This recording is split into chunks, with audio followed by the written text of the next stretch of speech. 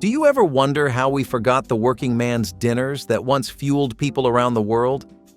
These meals were simple, heavy, and built to keep tired hands steady after long days of real work. But when life sped up, did we leave more than just the food behind? Ham hocks and beans was not just a meal, it was survival simmered on a stovetop. Picture a pot bubbling away on the back burner, steam fogging up cracked windows, and the whole house filling with the smell of smoky pork and slow-cooked beans. In places like Alabama, Mississippi, and even Detroit's factory towns, working families stretched every penny they had, and ham hocks were a godsend for that. These tough, fatty pork knuckles took hours to cook, but by the end, they turned beans into something rich, salty, and stick-to-your-ribs filling. Railroad workers, mill hands, and field laborers would come home to a bowl of this, hot cornbread on the side, and for just one night, they felt full. That was the goal, after all, to feel full and ready for the next long day. Cornmeal mush with fried salt pork was the Depression-era meal that just never really left hard-working kitchens. It started as a necessity for miners, factory workers, and sharecroppers, but turned into one of those stovetop comforts families relied on. Cornmeal mush sounds fancy, but it was basically cornmeal boiled into a soft, sliceable block. Fry it up in bacon grease or butter, if you had any, and you had crispy edges with a creamy center that soaked up everything. Now, fried salt pork? That was survival meat. Salty, fatty, and cheap, it crackled in the pan and gave that humble cornmeal some serious flavor. It was not pretty, but it filled bellies fast. And when you had 4 hungry mouths at the table, that was all that mattered. Fried bologna with cabbage and onions was how working families stretched meat, plain and simple. They called it the poor man's pork chop, and in a way, it kind of was. You would slice thick rounds of bologna, fry them until they blistered and curled at the edges, and slap them on a plate next to wilted cabbage and sweet caramelized onions. It was greasy, salty, and exactly what you needed after unloading rail cars or working a double shift at the mill. The cabbage came cheap and cooked down soft, soaking up all the juices. Bologna was one of those meats that kept showing up because it lasted long, cost little, and turned into something comforting with just a hot skillet and 5 minutes to spare. Potato and hot dog hash might sound like a last resort meal, and honestly, that is exactly what it was. But when times were lean, it worked better than most meals. You would chop those potatoes small, fry them till crispy and golden in leftover bacon grease or whatever you had, then toss in sliced hot dogs and onions. Maybe you had onions, maybe you did not. It depended on the paycheck that week and what the pantry held by Thursday. This was salty, starchy, and fast. The kind of dinner you threw together before clocking in for a night shift or scarfed down cold after a 12-hour day. Blue-collar homes leaned on this more than they liked to admit, especially during hard winters or when the factory cut hours. It was one skillet, no extra mess, no extra money, and that was the beauty of it. Potatoes were cheap, hot dogs lasted forever in the fridge, and even when groceries were low, you could stretch this meal for the whole family. Nobody left hungry, and that was all that counted. Salmon patties with white gravy is one of those meals working folks kept tucked away for a rainy day, and back then it rained a lot. Canned salmon was a pantry staple from Alaska to the deep south because it was cheap, lasted forever, and stretched into something hearty enough for dinner. You would mix the salmon with breadcrumbs or leftover mashed potatoes, maybe an egg if you had one, form them into patties, and fry them up till golden. The magic was the milk gravy. You would pour that creamy white sauce right over bread, smother the patties, and the house filled with that warm, fried smell that meant you were eating good, even if payday was still a week away. Nobody mistook this for steak, but when your paycheck barely covered rent and the kids needed dinner, salmon patties showed up and did the job.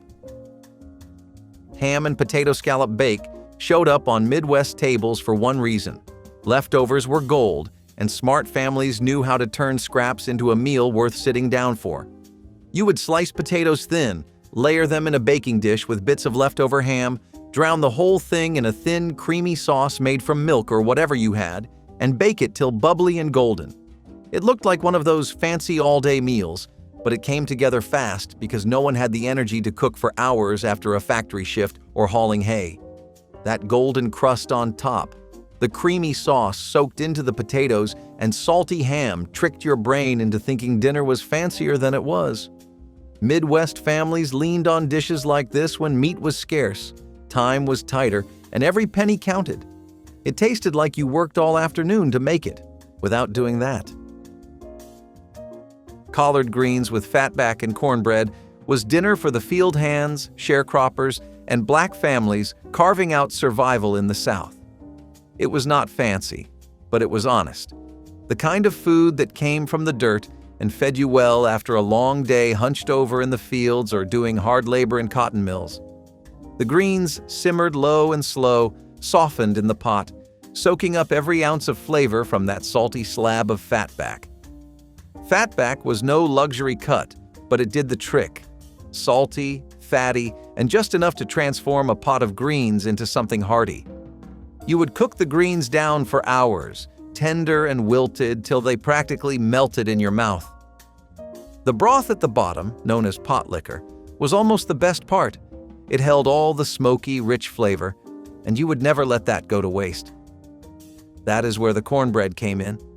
Cornbread was the real sidekick here, fluffy or dense depending on who made it, always ready to soak up every last drop of pot liquor. Together, that plate was not just dinner, it was comfort, history, and survival all rolled into one. For generations, this meal kept people fed when options were few and life was harder than most could imagine. Pork neck bone stew sounds humble, and honestly it was, but it was rich, gelatinous, and proof that you could make something out of almost nothing. Neck bones were cheap, tough, and bony, which is why working families bought them. But if you had patience, you could turn those scraps into a stew that stuck to your ribs and made a few dollars stretch. You would simmer them for hours till the meat loosened right off the bone and the broth thickened into something hearty.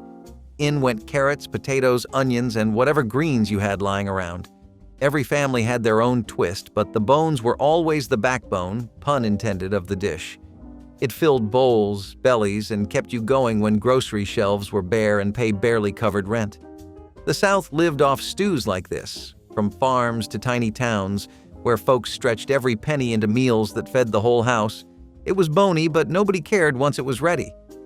When you are working sunrise to sunset, that thick bowl of stew at home was enough to remind you that simple food, made with patience, could carry you through the hardest days.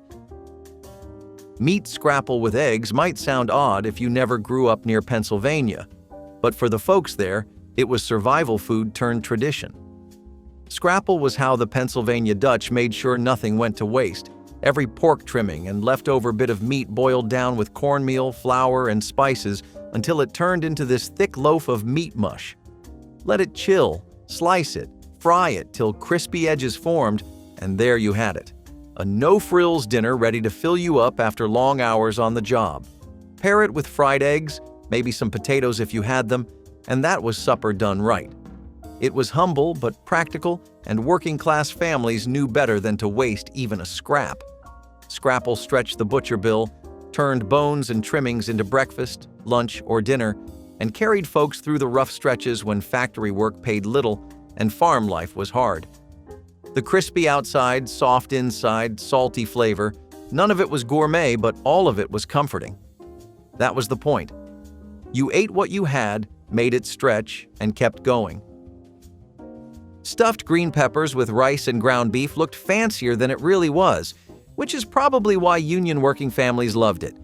You would hollow out green bell peppers, fill them with seasoned rice, chopped onions, sometimes breadcrumbs, and a small handful of ground beef, just enough to flavor the whole thing without breaking the grocery budget. In tough times, especially for factory towns and mining families, you learned how to stretch meat as far as possible. The rice was there to bulk things up. The pepper held it all together, and with a bit of tomato sauce poured over top, it turned into a real sit-down dinner. You would bake them till the peppers got soft, the filling got savory, and suddenly dinner looked like it came from somewhere way fancier than your tiny kitchen. But that was the trick. It was affordable, filling, and made the table feel full even when paychecks felt light. Families who worked union jobs, pulled double shifts, or barely made rent kept recipes like this close because they turned leftovers into something to be proud of. Even today, folks will tell you their parents or grandparents lived off these stuffed peppers.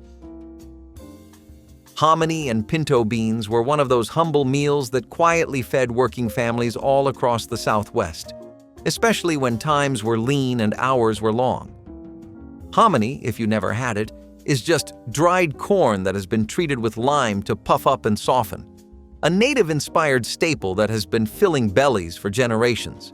You would cook it slow with pinto beans, salt, maybe some onions or lard if you had extra, and suddenly you had dinner bubbling away that cost next to nothing but kept you full for hours.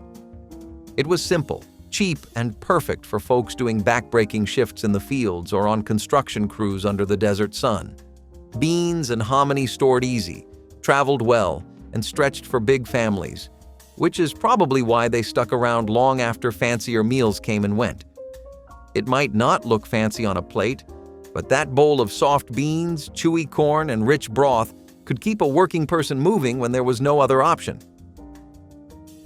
Boiled dinner with cabbage, carrots, and sausage was the one-pot lifesaver for big families all over New England, especially when paychecks were stretched thin. It was plain food, sure, but it was hearty, cheap, and filling, which is exactly what you needed after a full day hauling crates on the docks or working the mills. You would toss cabbage wedges, carrots, potatoes, and whatever sausage you could afford into a pot, cover it with water, and let it simmer for hours. By the time it was done, everything was soft, flavorful, and ready to fill plates fast. Sometimes you had bread on the side, sometimes not. But either way, no one walked away from the table hungry. It was not the prettiest dinner, but when there were 8 mouths to feed and only a few dollars to do it, boiled dinner came through. Macaroni and stewed tomatoes was one of those meals that snuck onto dinner tables in mill towns from Pennsylvania to the Midwest and stayed there because it worked. Nobody dreamed of macaroni and tomatoes, but when money was tight and the pantry nearly empty, this meal came through. You would boil elbow macaroni, though most families used whatever pasta shape they had. Open a can of stewed tomatoes, crush them with your hands, and stir them together with salt, pepper, and butter if you could spare it. For steel workers and factory hands coming home covered in soot, it was fast, warm, and did the job. You did not need much to make it work, and that was the point. In towns where shifts ran long, grocery lists ran short, and families were bigger than paychecks, macaroni and stewed tomatoes filled stomachs without draining wallets. It was not glamorous, but it stuck to your ribs and got passed down because it worked. Some families dressed it up with cheese or sausage, but even plain, it kept you full, and sometimes that was all you needed. Egg noodles with cottage cheese and black pepper was that comforting, no-fuss dinner born from Eastern European immigrant kitchens that found its way onto factory tables across America. It was simple, warm, and exactly what you needed after 12 hours in steel plants or coal mines. You would boil the noodles until tender, drain them off, and stir in spoonfuls of cottage cheese, rich, creamy, and filling. Some families added onions, others butter, but even plain with cracked black pepper, it worked. Families leaned on this meal to stretch what little they had. It filled your belly, took no time to make, and was easy to dress up when paychecks were kind, or keep plain when they were not. You could cook it after a long shift, too tired to think, and still sit down to something that tasted familiar. It was the kind of meal that reminded you of crowded tables and folks making the most out of nothing. It was not fancy, but it kept families going. Beef heart stew with root vegetables was one of those butcher's secrets that working families turned into real dinner, the kind that stretched every penny but still tasted rich enough to fool you. Beef heart was cheaper than steak, but that did not mean it went to waste. Slice it down, simmer it slow with potatoes, carrots, onions, and whatever root vegetables you had, and by the end, the heart turned tender and flavorful. The broth thickened, the veggies softened, and dinner looked like it came from a full pantry, even if it did not. In mill towns and railroad camps, this stew fueled long days and longer nights. It might sound gritty or odd, but once it hit the table, Families knew they were getting something hearty, packed with protein and comforting. You had to stretch everything, and beef heart stew made sure nothing went to waste. That pot bubbling on the stove meant full plates, warm bellies, and proof that even the humblest cuts could bring families together after a hard day's work. Sorghum glazed sausage and grits was the working man's dinner that came from southern kitchens, the kind of meal that felt like a reward after hours spent hauling crops or grinding through factory shifts. Grits were cheap, easy to make, and stuck with you, perfect for filling up after a brutal day. But the magic came from the sausage, fried up crisp and glazed with sticky sorghum syrup. Sorghum was the poor man's sweetener, cheaper than sugar, easy to store, and just enough to make the plainest meal feel special. You would spoon the sausage over a hot mound of creamy grits, drizzle the glaze on top, and for a few quiet minutes at the table, life felt less hard. It was fast and packed enough calories to keep your energy up, whether you were heading back out to the fields or settling in after a long shift. You did not need much: grits, sausage, and a little sorghum, and suddenly dinner felt worth sitting down for. This was how families stretched groceries, filled bellies, and kept moving through the toughest days. Peanut butter and bacon sandwiches might sound strange now, but to folks pulling graveyard shifts, long factory hours, or backbreaking labor jobs, it was pure fuel, and one of those meals that just worked when nothing else would. Peanut butter brought the protein, bacon brought the fat and salt, and slapped between two slices of bread, it was quick, greasy, salty, and filled you right up. You could eat it on your way to work, scarf it down on a 15-minute break, or grab one before crawling into bed after a midnight shift. It stuck with you, fueled your body, and made sure your stomach was not growling halfway through another shift. It was messy, it was simple, but it did not take a full fridge or fancy ingredients to throw together. Families scraping by loved meals like this, fast, cheap, and dependable. Workers with no time for sit-down dinners needed that quick energy to get through long nights or early mornings. Even if it raised some eyebrows now, back then it kept families moving, paychecks coming, and empty stomachs full, and that is what counted. Fried catfish with grit cakes was more than just dinner. It was pure tradition for blue-collar families living near rivers, lakes, or anywhere you could throw in a line and hope for the best. Most times, you caught the fish yourself. Some evenings, it came from a neighbor's bucket, but no matter how it got there, catfish was cheap, filling, and ready to feed a tired house after a long day. You would dredge those fillets in cornmeal, seasoned with salt, pepper, maybe some cayenne if you had it, and fry them till the edges crisped up golden and flaky. But it was never just about the fish. Alongside it came grit cakes made from yesterday's pot of grits. Cooled, sliced into rounds or squares, and fried on both sides till they were crunchy on the outside, but still creamy inside. Together, it made the perfect Friday night meal after logging long hours on docks, in the fields, or hauling freight. Some families even called it their payday dinner, a little treat for surviving another brutal work week. Catfish were plentiful, easy to catch, and better than anything that came out of a box. Meals like this kept working folks full and proud. Navy bean soup with saltine crackers might sound simple, but for dock workers, shipbuilders, and anyone grinding through cold coastal mornings, it was the kind of meal that kept you on your feet. Navy beans were cheap, hearty, and lasted forever in the pantry, which meant you could make a big pot on Sunday and eat off it all week. You would soak the beans overnight, simmer them slow with onions, ham hocks if you were lucky, or just salt and pepper if money was tight, and the whole house filled up with that warm, savory smell. By lunchtime, you had thick, rich soup ready to fill your stomach. And nothing went better with it than a stack of saltine crackers, crumbled right in or dunked on the side to soak up every last drop. Every diner near the ports had their own version ladled into chipped bowls, steaming hot for laborers just off shift. At home, it was dinner that stretched through hard weeks when groceries were slim and the work never stopped. It might have been plain, but that pot of beans fed families, warmed bellies, and carried folks through some of the roughest times the coastlines ever saw. Baked macaroni with ground chuck and tomato sauce was the Midwest oven meal you could bet on to stretch leftovers and fill a hungry house when times were tight. It was the kind of dinner you made in big batches, enough to cover tonight, tomorrow, and probably lunch after that. You would cook up macaroni, usually elbow pasta, but any shape would do when the pantry was running low. Brown ground chuck with onions, stir in tomato sauce, and bake the whole thing till it bubbled and crisped around the edges. Some folks tossed in cheese if they had it, but even without, it was hearty and filling enough to count as a full meal. For families scraping by in factory towns or small farms, this was dinner you could rely on after a 12-hour shift, when nobody had the time or energy for fancy cooking.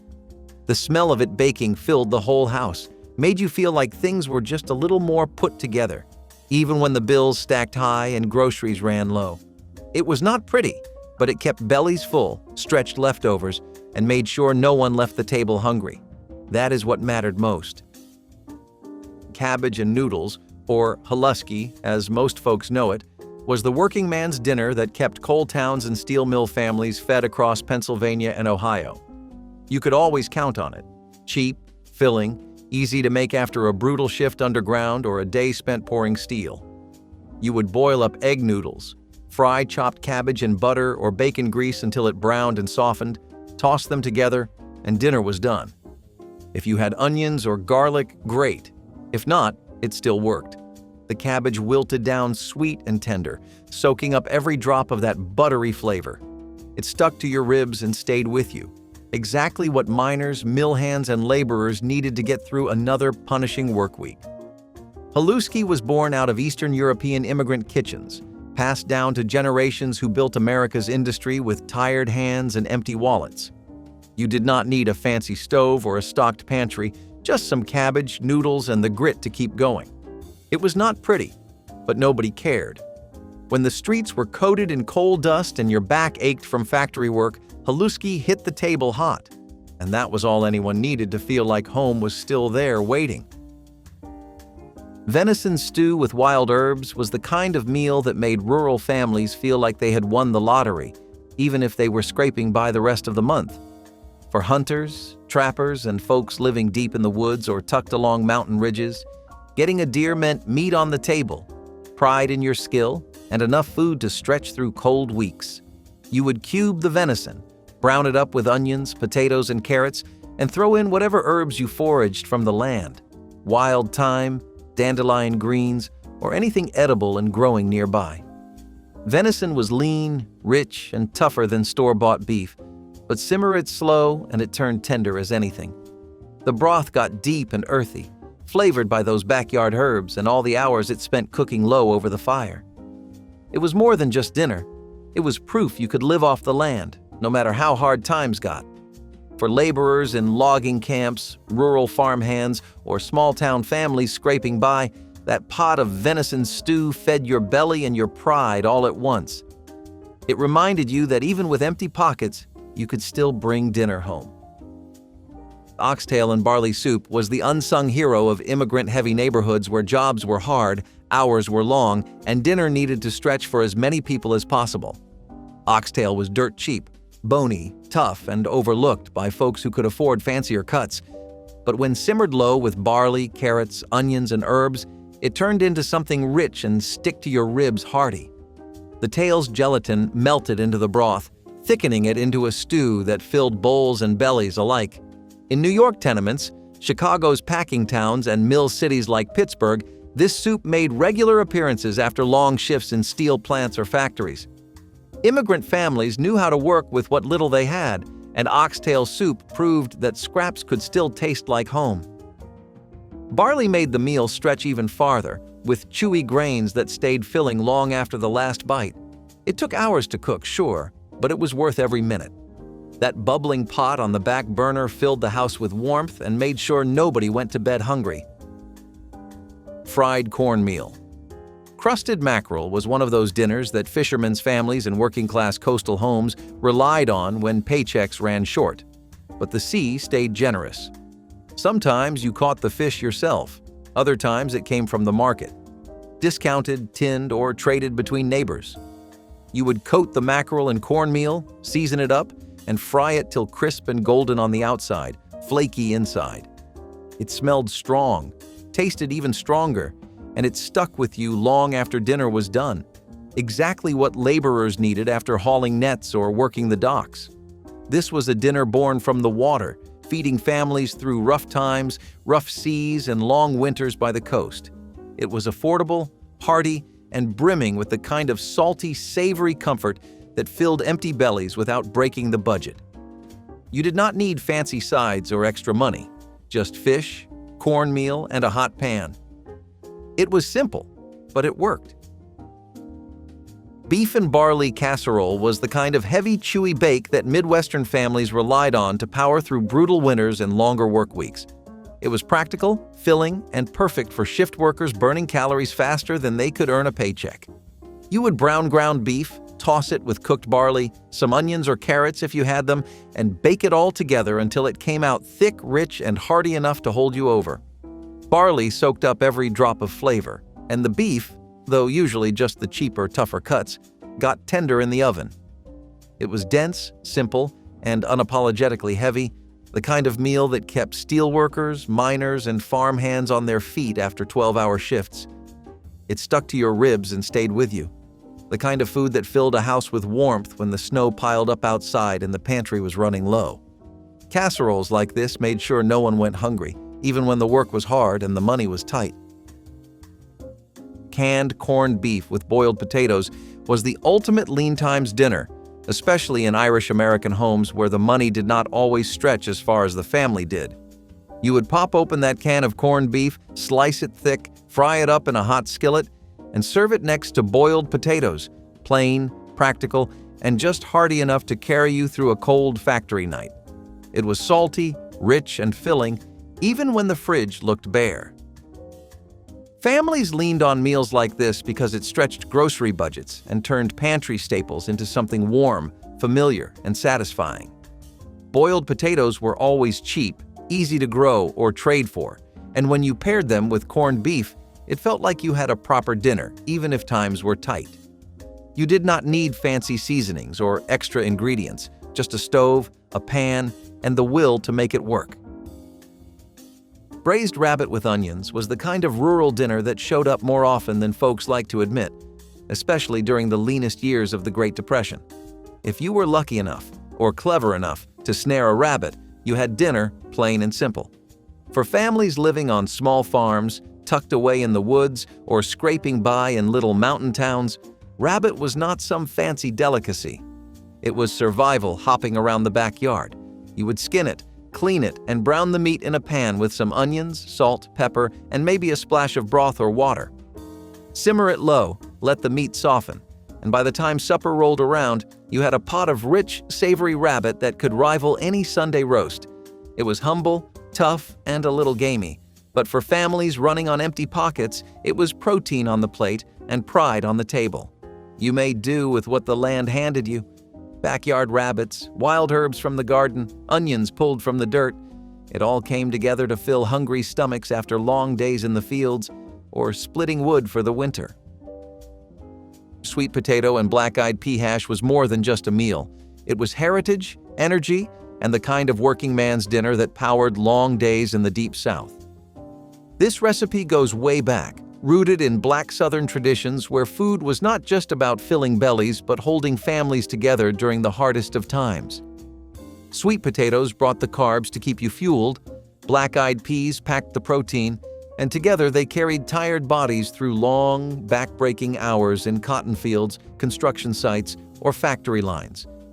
You would dice those sweet potatoes, fry them until the edges caramelized and browned, stir in the peas, season it up with salt, pepper, or whatever spice you had hiding in the back of the cupboard, and serve it hot. It was simple, but filling enough to keep you standing when life would not let you sit down. Sweet potatoes were easy to grow, even in poor soil, and black-eyed peas had long been symbols of luck and survival in Black communities. Rice with gravy and a fried egg was the kind of humble dinner that kept crowded households running when money was thin and mouths were many. You would cook up plain white rice, pile it high on the plate, pour over thin brown gravy, sometimes homemade, sometimes from a packet, depending on what you had, and top the whole thing with a fried egg, edges crisp, yolk still soft enough to run down into the rice. That creamy yolk. The salty gravy and the fluffy rice made something greater than the sum of its parts, especially when the fridge looked bare and payday still felt miles away. It was not pretty, but it filled your stomach fast, and for tired families juggling double shifts, working overtime, or scraping by week to week, that is all that counted. Even the kids loved it because it tasted better than it looked. Warm, comforting, and just greasy enough to make it feel indulgent. Cold meatloaf. Sandwich with yellow mustard was the unofficial meal of every tired working hand clocking back in after a night shift or a rough morning on the job. Meatloaf dinners were one thing, but it was the next day sandwich, pulled from a lunch pail or wrapped in wax paper, that really told the story of making ends meet. You would slice that cold, dense slab of leftover meatloaf, slap it between two pieces of bread, add a squirt of sharp yellow mustard, and that was it. Dinner, lunch, or breakfast on the go. It was salty, meaty, tangy, and portable. The kind of low-effort, high-calorie food that kept steelworkers, rail hands, and dock laborers going when they could not afford to slow down. It was never glamorous, but nobody complained. A cold meatloaf sandwich was dependable, affordable, and showed up in lunch pails across factory towns and job sites from coast to coast. It got you through the roughest parts of the day, filled your stomach, and bought you just enough energy to make it through until supper. For families scraping by, cold meatloaf sandwiches worked, and that was all that mattered.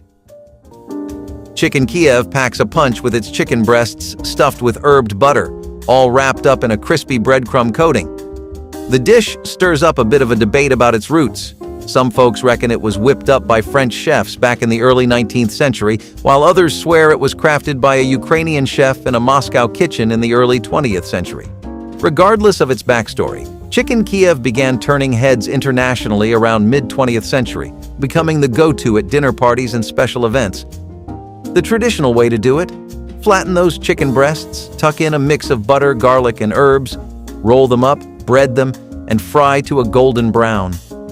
When sliced, the butter inside just bursts out, making a rich, flavorful sauce. By the 1960s, it had secured its spot on menus across America, often served with a side of veggies or rice. Eggs and milk, two of the most basic ingredients in any 1960s kitchen, were the foundation of a meal that felt more like a science experiment than dinner. Floating island dinner, as it was sometimes called, involved poaching eggs in a thin milk broth, then serving them over toast with a dusting of paprika. It was cheap, it was filling, and while it may have looked unusual, it made the most of what families had on hand. Eggs were a working-class staple, packed with protein and relatively inexpensive compared to meat. Poaching them in milk was a way to add richness without using butter or oil, and the broth itself didn't go to waste. It soaked into the toast, creating a soft, custard-like texture that was surprisingly satisfying. Paprika wasn't just for color. It added a hint of warmth and spice to an otherwise mild dish. This kind of meal had roots in old-fashioned frugality. Similar recipes had been around for generations, passed down from an era when every ingredient had to serve a purpose. For kids, it was a bit of a mystery. Why was dinner floating? But for parents, it was an easy, one-pan solution that turned a few simple staples into something warm and nourishing at the end of a long day. Veal Marsala is an elegant Italian dish that features tender veal cutlets simmered in a rich Marsala wine sauce. Originating in Sicily, where Marsala wine has been a staple since the 18th century, this dish made a splash in Italian-American kitchens in the mid-20th century. The classic method involves lightly flouring the veal cutlets, then pan-frying them in butter until they're beautifully browned. The magic happens when the pan is deglazed with Marsala wine, adding mushrooms and sometimes cream to create a sauce that's both sweet and savory. As Italian restaurants in America evolved to showcase regional specialties, Veal Marsala emerged as a sophisticated favorite, commonly served with pasta or potatoes to enhance the tender veal with its robust Marsala sauce.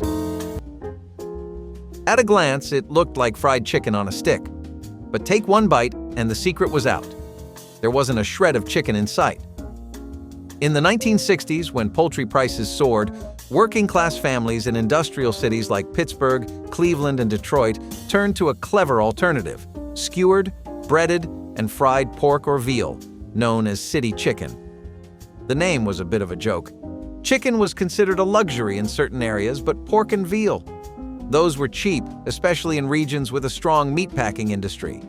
But appearance mattered, and with a little ingenuity, cubed cuts of meat were threaded onto wooden skewers, giving the illusion of a drumstick.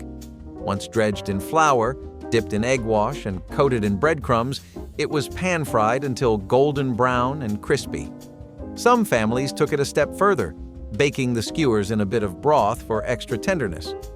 Eastern European immigrants had been making versions of it since the early 20th century, and by the 1960s it was a staple at Sunday dinners and potlucks.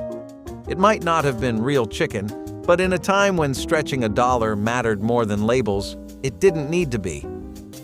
Lamb Navarin is a traditional French stew that sings of spring, packed with tender lamb and fresh spring vegetables. Originating from Normandy, this dish is best when the ingredients are at their peak freshness, typically prepared in the spring. The name Navarin itself is inspired by the French word for turnip, navette, a staple in this hearty stew. The process starts by browning the lamb to perfection, then slow cooking it with turnips, carrots, onions, and potatoes in a flavorful broth until everything is tender and infused with flavor. Lamb Navarin is a dish that really captures the essence of spring, highlighting both the succulence of the lamb and the sweetness of the fresh vegetables. It's commonly served with crusty bread or a side of rice, making it a fulfilling and comforting meal. When meat was scarce and paychecks had to stretch, dinner often started with one humble ingredient: potatoes. Cheap, filling, and always available, they could be transformed into just about anything. One particularly resourceful creation called potato sizzler involved grating them up, frying them in bacon drippings with a handful of onions, and stirring in a beaten egg to bind it all together. Crisp on the edges, hearty in the middle, and packed with smoky flavor, this simple dish had everything it needed to stand on its own as a meal. Bacon itself wasn't always in the budget, but the drippings? Those were liquid gold. Every working-class kitchen had a can of saved bacon grease sitting on the stovetop, ready to add flavor to whatever was cooking. Onions were another staple, cheap and able to stretch even the simplest dish into something satisfying. The egg, whisked in at the last moment, gave the sizzling potatoes just enough structure to hold together, making the meal feel a little more complete. For families who grew up on it, the smell of potatoes frying in a cast-iron skillet brings back memories of home. Stuffed pork chops are a comforting classic, stuffed to the brim with a savory blend and often served dripping in rich gravy. This dish found its place in the hearts of Americans in the mid-20th century, particularly loved in the Midwest and southern states. The preparation starts by cutting a pocket into pork chops, which are then filled with a stuffing made from breadcrumbs, onions, celery, and herbs. Once stuffed, the chops are browned until they sport a perfect golden crust, then baked to tender perfection. A favorite for family dinners and Sunday roasts, its hearty and filling nature made it a beloved meal. Stuffed pork chops are a testament to the versatility of pork, accommodating a variety of stuffings from apples to mushrooms, allowing everyone to tailor it to their taste.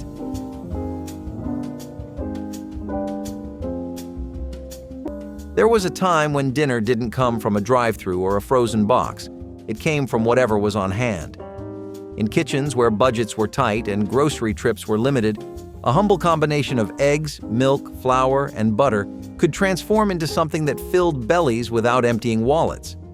So how was egg sauce on saltines made? Hard-boiled eggs were mashed into a simple white sauce, thickened just enough to spoon over a stack of saltine crackers. It wasn't glamorous, but it got the job done. Eggs were a working-class staple, packed with protein and cheap enough to buy by the dozen. A basic white sauce, made from milk, flour, and butter, was the foundation of countless Depression-era and post-war meals, stretching ingredients without overpowering them. Crackers?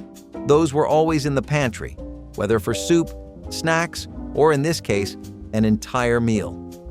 Families who couldn't afford fresh bread every day turned to saltines as a substitute, their crisp texture adding just enough bite to an otherwise soft dish. It may not have been the most exciting dinner, but it was warm, filling, and familiar. Kids ate it without fuss. Parents appreciated how far it stretched, and for those who grew up on it, the taste is forever linked to simpler times. Scrapple was traditionally a way to use up leftover pork scraps, but when meat was scarce or too expensive, another version took its place, one that relied on sweet potatoes and cornmeal instead.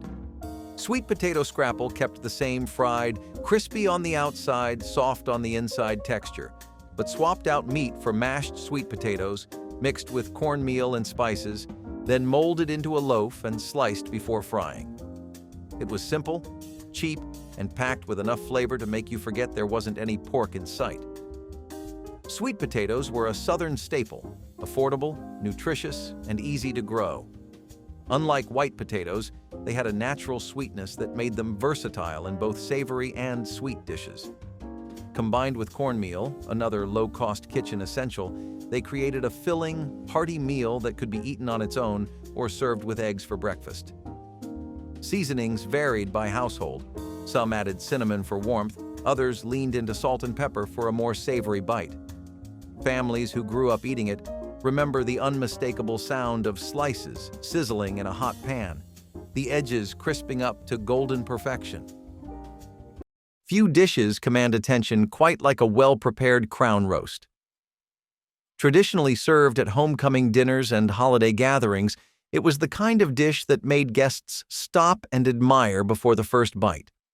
The ring of bone-in pork chops, arranged in a regal circle, was as much about presentation as it was about flavor. For families looking to impress without breaking the bank, the pork crown roast was a surprisingly economical choice. Pork was, and still is, one of the most affordable meats, and butchers often offered deals on bulk cuts. The apricot glaze, a key feature of this recipe, added just the right balance of sweetness and depth, while a bread-based stuffing packed the center for an even heartier meal. Preparing this dish took skill and patience. The roast had to be properly Frenched, tied, and slow-cooked to achieve that juicy, tender texture. But for many home cooks, the challenge was worth the reward. Unfortunately, as home butchering became a lost art and families shifted toward convenience meals, the crown roast started to disappear from dinner tables. Veal Oscar is a decadent dish featuring breaded veal cutlets topped with crab meat, asparagus, and hollandaise sauce. The dish is named after King Oscar II of Sweden, who was known for his love of fine dining and was created in the late 19th century. King Oscar II's enthusiastic patronage of the arts and fine dining inspired not only this dish, but also helped to popularize Swedish culinary traditions abroad. He was an avid gastronome and patron of the arts, inspiring this luxurious dish. The traditional preparation involves breading and frying the veal cutlets, then topping them with sautéed crab meat and steamed asparagus. The dish is finished with a rich and creamy hollandaise sauce, creating a luxurious and indulgent meal. Veal Oscar was a popular choice in high-end restaurants and special occasions where its elegant presentation was appreciated. For decades, stuffed bell peppers were a staple of the American dinner table. They were practical, inexpensive, and packed with flavor. Families in the mid-20th century relied on simple, hearty meals, and this dish delivered. With just a few basic ingredients, ground beef, rice, tomatoes, and a well-seasoned filling, home cooks could create a meal that was both satisfying and visually appealing. Peppers were an accessible ingredient, easy to grow in backyard gardens and cheap at the store. Their natural shape made them the perfect edible container, eliminating the need for extra cookware. The filling, often stretched with rice to make the meat go further, was an economical way to feed a large family on a budget. Baked until tender, the peppers absorbed the savory juices, creating a dish that was both rustic and comforting.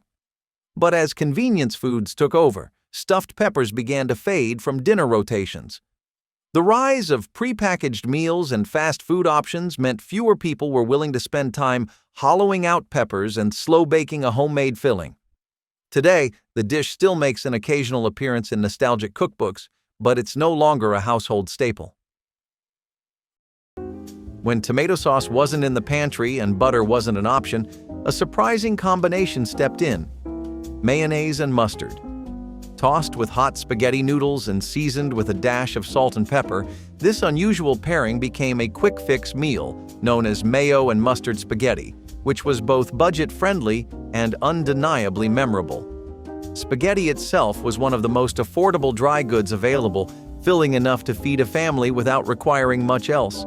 Mayonnaise, often stocked in refrigerators for sandwiches and salads, brought richness and a creamy texture, while mustard added just enough tang to keep things interesting. It wasn't gourmet, but it turned plain pasta into something that felt like a complete dish without the need for meat, cheese, or expensive sauces. In working-class households, meals like this weren't about following a recipe. They were about making do with what was available. Kids grew up eating it straight from the pot, a quick meal before heading outside to play or finishing homework at the kitchen table. It may not have been a dinner guests would rave about, but for those who remember it, the taste still lingers as a reminder of simpler times and just how far a few basic ingredients could go. Coquilles St is a dish that exudes elegance, featuring scallops baked in a creamy sauce and often served right in their shells. This dish's charming name, which translates to St. James's shells, nods to St. James, the patron saint of pilgrims, and references the pilgrimage to Santiago de Compostela in Spain. To prepare it, scallops are gently sautéed in butter, then bathed in a sauce crafted from white wine, cream, and shallots.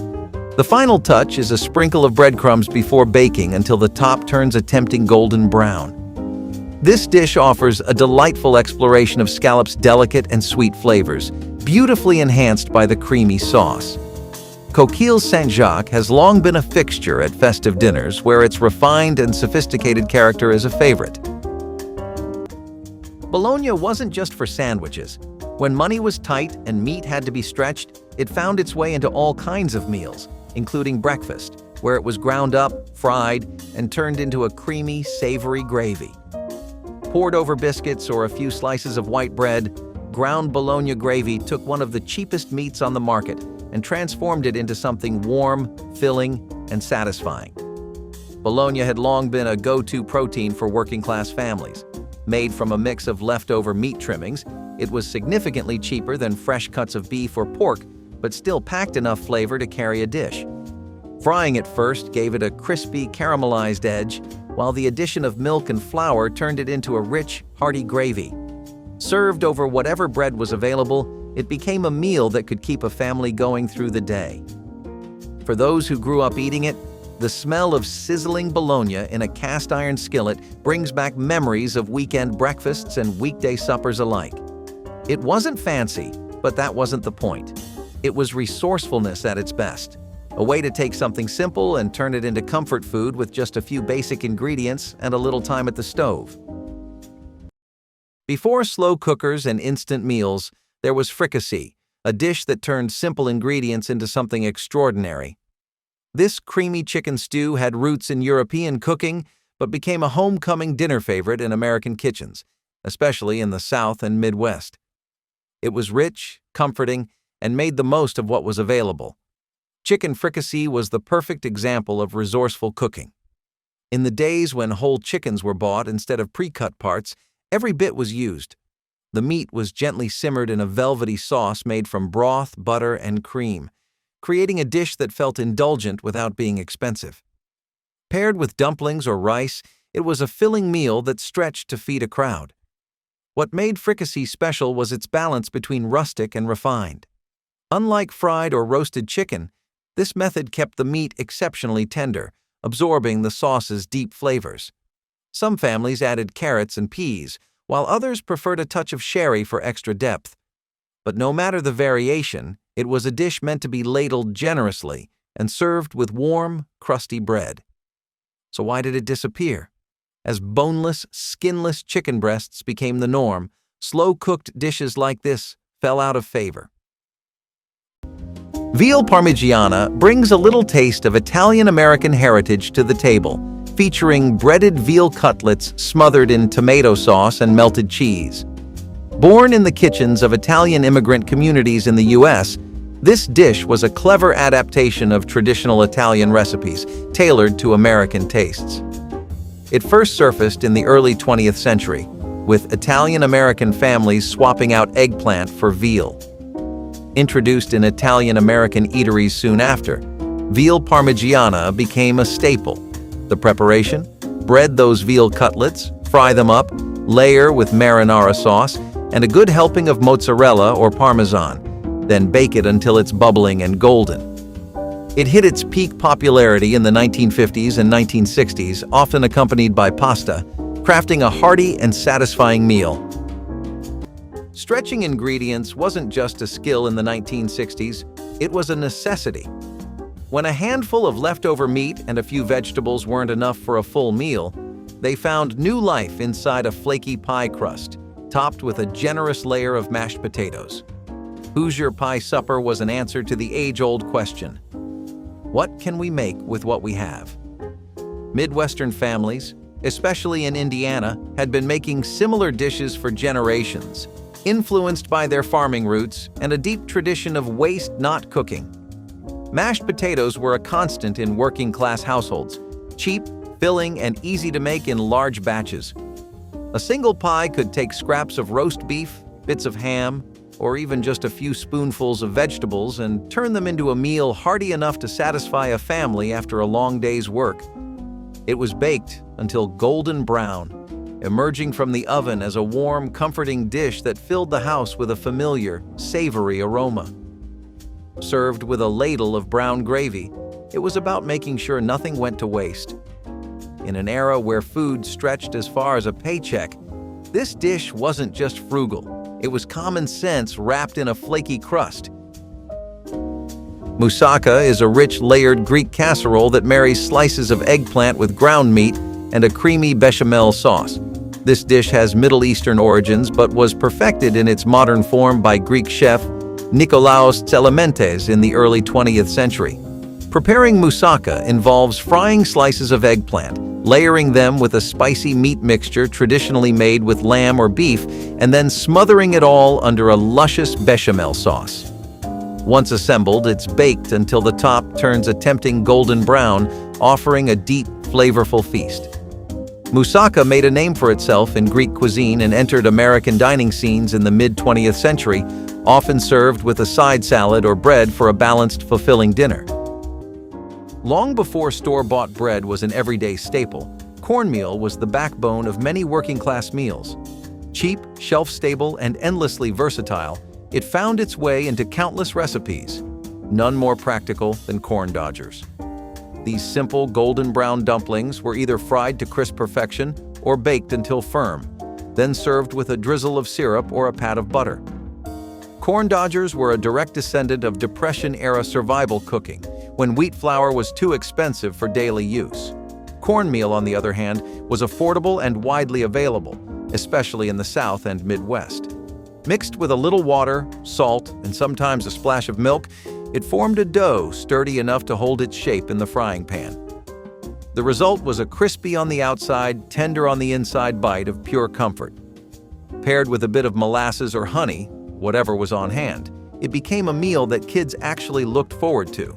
Some families made them dense and chewy, while others leaned toward a lighter, almost hush-puppy-like texture. However they were served, one thing was certain. Corn dodgers proved that even the simplest ingredients could be transformed into something satisfying. No frills, no waste, just good, honest food. Chicken divan is all about comfort, featuring chicken and broccoli smothered in a creamy cheese sauce, baked to perfection. It originated in the early 20th century at the Divan Parisien restaurant in New York City, named for the very place that concocted it. Initially designed as a showcase of the chef's skills in French cooking, chicken divan made its mark in the mid-20th century as a dish that blended sophistication with simplicity. To make it, layer cooked chicken and broccoli in a baking dish, pour over a sauce made from butter, flour, cream, and cheese, and bake until it's golden and bubbly. This dish is a testament to the fusion of French culinary art with the comfort of American home cooking, creating a truly delightful dish. Not every seafood dish came from the ocean. Some came straight from a can. In a time when fresh shrimp was a luxury for coastal towns, Canned shrimp offered an affordable way for working-class families to bring a little seafood into their diets. Mixed with peas in a thick, creamy white sauce and served over crackers or toast, this dish had a playful name, Shrimp Wiggle. But it was all business when it came to stretching ingredients.